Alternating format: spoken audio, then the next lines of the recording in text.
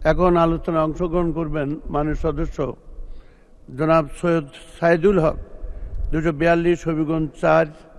আপনার নির্ধারিত সময় 5 মিনিট। ধন্যবাদ মাননীয় স্পিকার।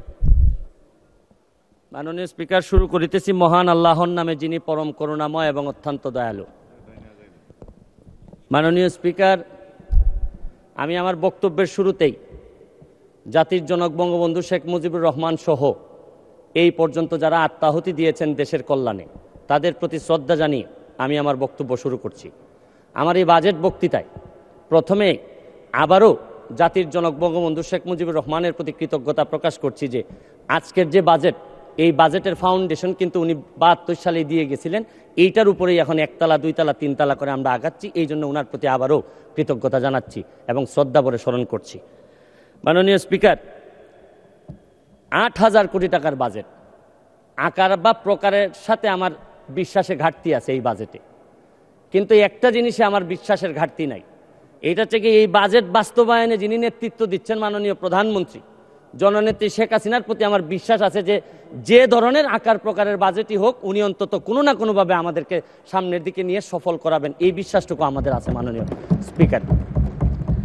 স্পিকার, ট্রেজারি বেঞ্চের যারা আছেন তারা হয়তো বলবেন যে স্বতন্ত্র এমপি হয়ে মাননীয় প্রধানমন্ত্রীর বা লিডার অব দ্য হাউসের আমি কেন এই কথা বলছি যে উনার প্রতি আমার বিশ্বাস আছে।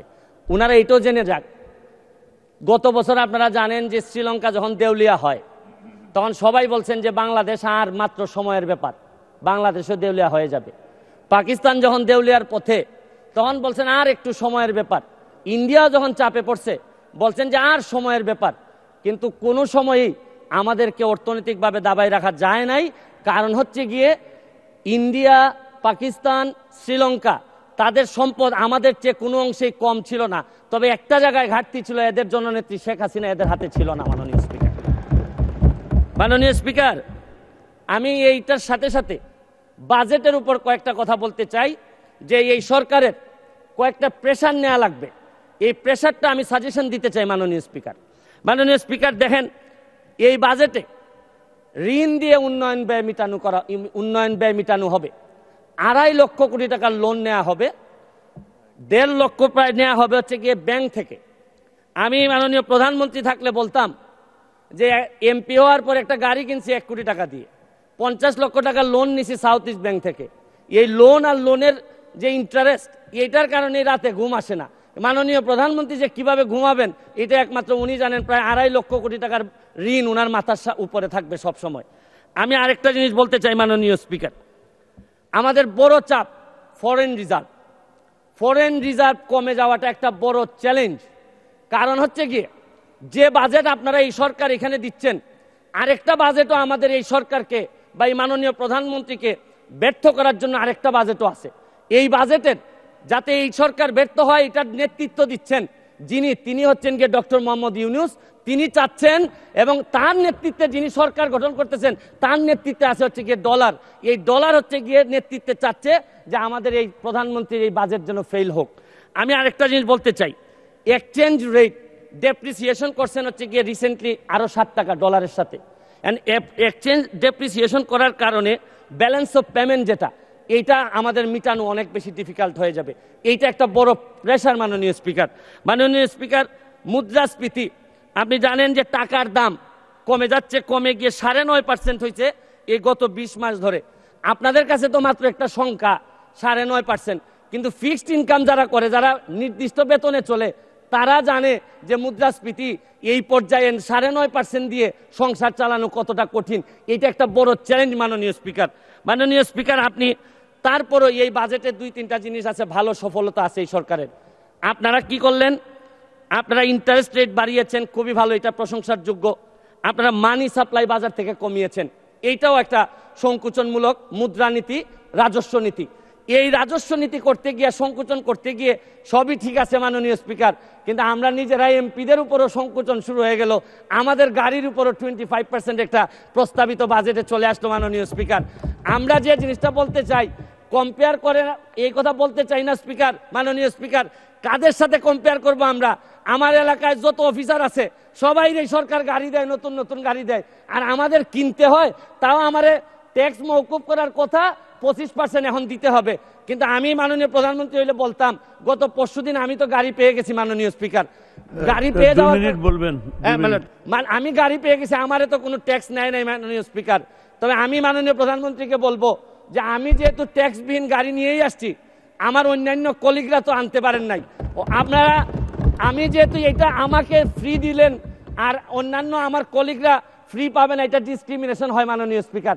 তারপরে আমি মহান সংসদে বলে দিচ্ছি, তারপরে যদি মনে করেন দেশের স্বার্থে 25% নিবেনই আমাদের উপর, যতই কষ্ট হোক, মানবতার মা উনি, উনার বিরুদ্ধে আমরা কোনো কথা বলতে পারবো না, হয়তো উনি দেশের স্বার্থেই বলেন, তারপরে বলবো যদি উনি নিশ্চিতি নিতেই চান তাহলে আমার টাকাটা আমি কথা দিচ্ছি যে উনি যেদিন বাজেট পাস করবেন এই 25% টাকা আমি নিজে নিয়ে এনবিআর এর কাছে দিয়ে আসবো মাননীয় স্পিকার। তাও আমি চাই না যে আমি যেটা পাইছি এটা আমার কলিগরা পাবে না, এটা হইতে পারে না মাননীয় স্পিকার। মাননীয় স্পিকার, আপনি দেখেন টাকা পাচার এই সরকারের বড় একটা সমস্যা, টাকা পাচার ঠেকানো যাচ্ছে না। আপনি দুর্নীতি করলে তো অর্থনীতিতে নিয়ে আসা যায়, টাকা পাচার হয়ে গেলে যে দেশে যায় এই দেশের অর্থনীতির বাজেট হয়ে যায়। আরে আমরা বঙ্গবন্ধুর খুনিরে আনতে পারি না, আর টাকা পাচার করে এই টাকা ফেরত আনবো কিভাবে? এইটা একটা বড় সমস্যা। টাকা পাচার করে আমাদের বাজেট সংকুচিত হয়ে যাচ্ছে মাননীয় স্পিকার। মাননীয় স্পিকার, আরেকটা জিনিস, এই সরকারে রাসেল ভাইপার সাপ চলে আসছে মাননীয় স্পিকার। এই সাপ আসার কারণে সরকারে যখন সাপ আসে প্রকৃতিতে বেজি থাকে, এই বেজি করে কি সাপরে নিয়ন্ত্রণ করে, কিন্তু এই সরকারে দেখা যাচ্ছে বিভিন্ন জায়গায় রাসেল ভাইপার আছে কিন্তু বেজি ওই পরিমাণ নাই যে এই সাপরে ধরবে মাননীয় স্পিকার। আপনি দেখেন এই আমাদের প্রতিষ্ঠানগুলা কত দুর্বল হয়ে গেছে। আমাদের প্রতিষ্ঠান, একজন ভদ্রলোককে দুদক ধরতে পারে নাই, একজন ভদ্রলোককে এনবিআর ধরতে পারে নাই, বাংলাদেশ ফাইন্যান্সিয়াল ইন্টেলিজেন্স ইউনিট ধরতে পারে নাই, আর এনবিআর এর মতিউর রহমানকে ধরলে একটা ছাগল। ছাগল ছাড়াই এই লোককে তো আপনি আনতেই পারতেন না। ছাগলের কাণ্ড হওয়ার কারণে আর ফেসবুক ভাইরাল। 1 মিনিট বক্তব্য আপনার বরাবর অ্যাপ্লিকেশন আছে, আমি 247 ইনভোক করতেছি। এখানে 247 হচ্ছে কি আমার বিরুদ্ধে এখানে একজন মাননীয় সংসদ সদস্য আমার বিরুদ্ধে অভিযোগ দিয়েছেন, আমার আত্মপক্ষ সমর্থনের সুযোগ দেওয়ার জন্য আমি সময় দেওয়ার জন্য আপনার কাছে দাবি জানাচ্ছি। মাননীয় স্পিকার, এখন আসেন আপনারা বেনজির কাণ্ড, মাননীয় সাবেক আইজিপি উনি এত বড় হয়ে গেলেন মন্ত্রণালয়ে জানলো না, মাননীয় স্বরাষ্ট্রমন্ত্রী জানলেন না, এই বাচ্চাটা এত বড় হয়ে গেল আর কিছুদিন সুযোগ পাইলে পুরা গোপালগঞ্জ কিনে ফেলতেন এই বেনজির সাহেব। তারপরে এইটার দায় এই মন্ত্রণালয়ে এড়াইতে পারে না মাননীয় স্পিকার। এখন আপনারা কালো টাকা সাদা করবেন, আমার কোনো অসুবিধা নাই। যদি মনে করেন টাকা রয়ে গেছে, কিছু টাকা জমানো বা বিভিন্ন অলস টাকা রয়ে গেছে, এটারে সাদা করবেন, কোনো অসুবিধা নাই। কিন্তু এই সাদা করার মধ্য দিয়া বেনজির আর মতিউরের টাকাও যদি সাদা হয়ে যায় আর এদের ভবিষ্যৎ প্রজন্ম উত্তরাধিকার, আদর্শের উত্তরাধিকার যারা, তাদের টাকাও যদি সাদা হয় তাহলে এই দেশে সময় শেষ, 1 মিনিটে শেষ করুন স্পিকার। মাননীয় স্পিকার, এরপরে আমি বলতে চাই, মাননীয় আমি সিলেটের মানুষ, আমার সিলেটে আমি যখন বক্তব্য রাখতেছি লক্ষ লক্ষ মানুষ পানিবন্দী। আমি আপনার মাধ্যমে মাননীয় প্রধানমন্ত্রীর কাছে দাবি রাখতে চাই, একটা হাইড্রোলজিক্যাল একটা রিসার্চ করেন। আমাদের এই পানি আগে কখনো বন্যা হইতো না, এইরকম 22-এর বন্যা, 24-এ বন্যা, আমরা একেবারে দেবে গেছি পানির নিচে। মাননীয় স্পিকার, এইটা জানা দরকার যে আমাদের এই ভারত থেকে আসা পানি কোথায় কোথায় বাধা পড়ে, এইটা দেখতে হবে মাননীয় স্পিকার। অনেকে সন্দেহ করে মিঠামইনের রাস্তাও আমাদের এই দুর্ভোগের কারণ, যদি হয় এইটারও মডিফাই করতে হবে, কারণ একটা জেলারে আপনি সৌন্দর্য দিয়ে আরেকটা জেলা ডুবাই দিতে পারেন না মাননীয় স্পিকার। আমি হাইড্রোলজিক্যাল স্টাডি এবং এই স্টাডির ফলাফল আমাদের সামনে নিয়ে আসার জন্য দাবি জানাচ্ছি মাননীয় স্পিকার। মাননীয় স্পিকার, একজন সংসদ সদস্য আমার ব্যাপারে অভিযোগ তুলছেন যে আমি যে বরাদ্দ পাই এইটা ফেসবুকে দিয়ে দিছি, 25 লক্ষ টাকার 25 কোটি টাকার কথা বলা হয়েছে। আমি বরাদ্দ, মাননীয় সদস্য, আজকে বক্তার তালিকা অনেক বড়, 1 মিনিটে শেষ করুন। আমি বলতে চাই যে আমি যত বরাদ্দ এই পর্যন্ত পাইছি, আমি হচ্ছে কি এমপি হিসাবে ট্রাস্টি, এই টাকা জনগণের জানার অধিকার আছে।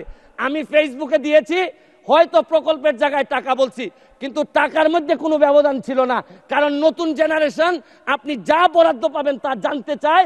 এবং আমি বিশ্বাস করি বঙ্গবন্ধুর আদর্শের সৈনিক হিসাবে আমি এই ট্রান্সপারেন্সি আমার মধ্যে এটা থাকতে হবে। এবং আমি এই কথা বলি, আমি আমার এলাকার এমপি হয়েছি। মাননীয় স্পিকার, আমি মাননীয় প্রধানমন্ত্রীকে চিনি। আমার একটা বিশ্বাস, সব দুর্যোগের মধ্যেও উনি আমাদেরকে পার করাবেন। কারণ আমাদের মাননীয় প্রধানমন্ত্রী বঙ্গবন্ধু কন্যা, উনি এমন এক পাখি যিনি ডালের উপর বসেন ঠিকই, কিন্তু তার ভরসা ডালের উপর না, তার ভরসা পাখার উপর। কারণ বিশ্ব ব্যাংকও ভাবছিল যে ডাল ভেঙে উনি পড়ে যাবেন, পদ্মা সেতু বানাইতে পারবেন না, কিন্তু ঠিকই ডাল ভাঙার কারণে পড়েন নাই, নিজের পাখা দিয়ে ঠিকই বিশ্ব ব্যাংকে। ধন্যবাদ মাননীয় সদস্য, আপনাকে অসংখ্য ধন্যবাদ।